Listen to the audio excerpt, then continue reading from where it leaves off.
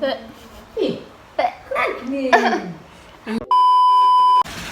everyone, welcome back to my YouTube channel. Nama aku Aska Salina Busurbakti dari Teknologi Pangan 2019. Jadi hari ini aku mau bikin konten yang berbeda dari konten-konten sebelumnya karena aku mau uji ranking beberapa susu dari beberapa merek. Let's get into the video.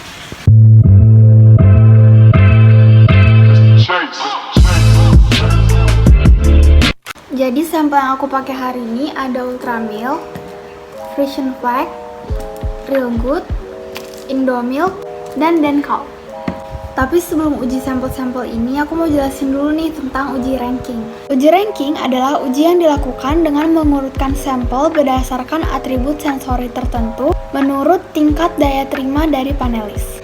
Atribut sensori ini merupakan kumpulan kata untuk mendeskripsikan karakteristik sensori pada suatu produk, seperti warna, tekstur, rasa, dan aroma. Dalam uji ranking, panelis diminta untuk mengurutkan sifat dari atribut sensori yang dinilai. Urutan pertama selalu menyatakan intensitas yang paling tinggi, sedangkan urutan yang terakhir menggambarkan intensitas yang rendah. Semakin besar nomor pada peringkat menunjukkan urutan yang semakin ke bawah atau intensitas semakin rendah. Keuntungan dari uji ranking yaitu petunjuknya sederhana, memiliki data yang sederhana, memiliki asumsi tentang tingkat pengukuran yang minimal sehingga mudah dimengerti oleh panelis. Selain itu, uji ranking tidak memakan waktu yang banyak, prosedurnya sederhana, dan dapat digunakan untuk berbagai macam produk. Kelemahan dari uji ranking adalah tidak dapat mendeteksi perbedaan intensitas sifat atau respon hedonik yang terlalu besar atau terlalu kecil. Uji ranking juga bersifat subjektif karena antara panelis yang satu dan lainnya mungkin memiliki perspektif atau daya terima yang berbeda terhadap suatu produk. Nah, sampel-sampel tadi udah aku tuang ke gelas, terus aku kasih 3 kode acak, lalu akan aku uji ranking dengan form ini. Nah, pemberian 3 kode acak ini tujuannya untuk menghindari subjektivitas dari panelis karena panelis bisa punya persepsi tertentu terhadap suatu merek produk. Nah, air putih ini fungsinya adalah sebagai penetral lidah. Jadi, setiap kali mau coba sampel baru, indera pengecap harus dicuci dengan air putih untuk menghilangkan aftertaste dan residu dari sampel sebelumnya yang mungkin tertinggal dalam mulut. Nah, sekarang aku mau cobain sampelnya satu persatu.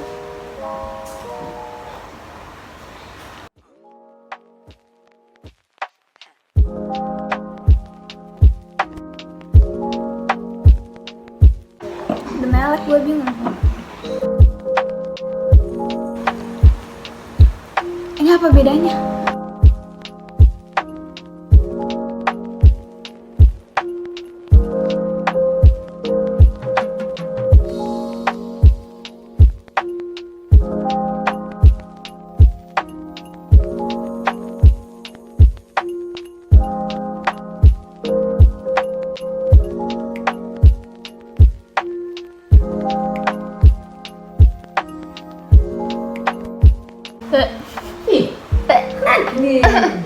Ini video Bisa ngomong tah.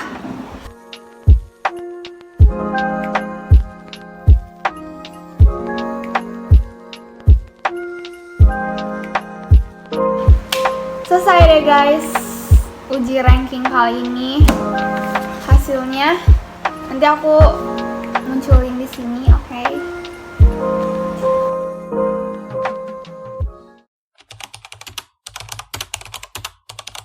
Intensitas warna dari susu coklat dipengaruhi oleh suhu pemanasan.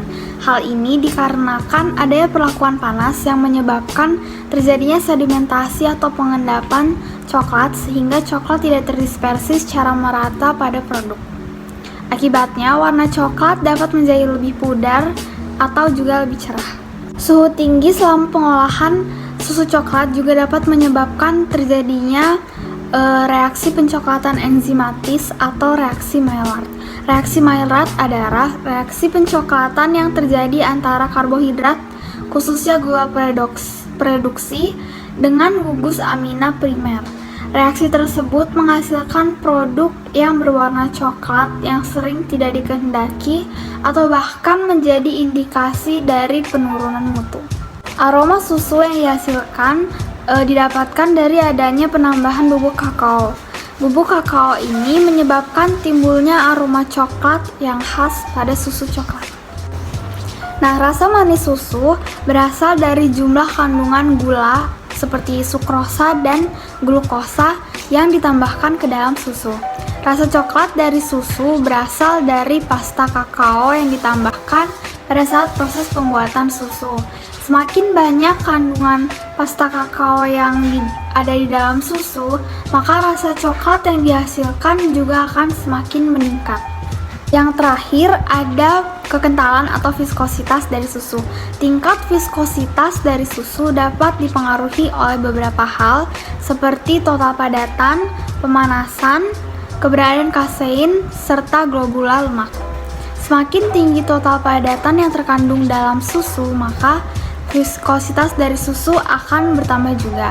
Viskositas juga bisa dipengaruhi oleh adanya pemanasan. Nah, hal ini karena pemanasan menyebabkan air menjadi berkurang atau air menjadi menguap sehingga susu menjadi lebih kental. Kasein atau misein dan globula lemak yang terdapat dalam susu juga berkontribusi pada kekentalan dari produk. Nah, hal ini karena ikatan protein dan lemak memberi pengaruh terhadap kekentalan susu.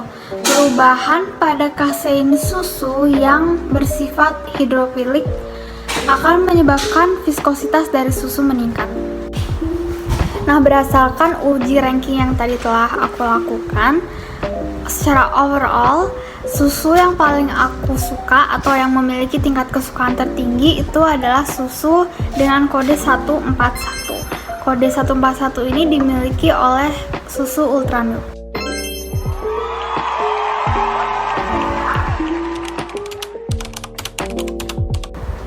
Dalam pengujian ranking, ada beberapa faktor yang dapat mempengaruhi panelis terhadap hasil pengujian yang dilakukan.